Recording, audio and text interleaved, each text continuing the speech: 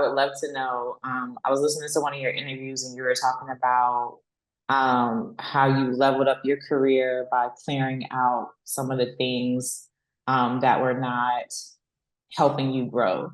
So I would love to know, how did you clear out the old to allow the new in?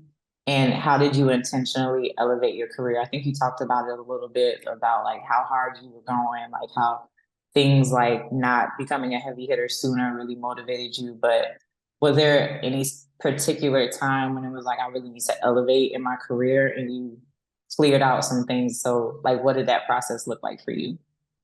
There was a time when like I was staying at the station because I didn't have enough money to go home. So like I Mm. would always work, and like I was doing like Postmates and stuff. That was going crazy. But like literally people at the station would always like randomly like pull me to the side and like tell me like, they would give me compliments or and whatnot. And then there was one day like at Street Soldiers, and every time people saw me on Street Soldiers, like I was starving, like my stomach and or, like my ribs, I was hungry.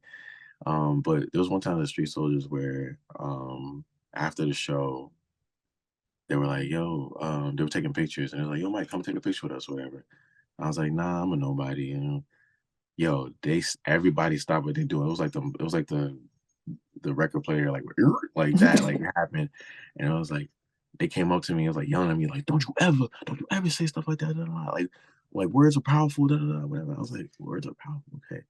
I mean, it's not like I haven't heard that before, but like if they're successful, I'm like if they're Mhm. trying to really preach that to me, that must mean something. I'm like, but I was like, yo, I don't have anything. I really basically don't have anything.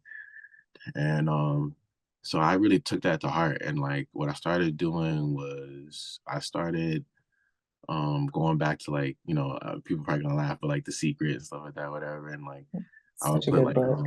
yeah, great book, great documentary. And like I would put like affirmations on the back of my on my wallpaper or whatever, the one I told you about, the I'm attracting money, love, and amazing opportunities as easy as I breathe, because I saw this other DJ named Mike Nasty. Shout out to him. He had it on his phone, and I was Mm.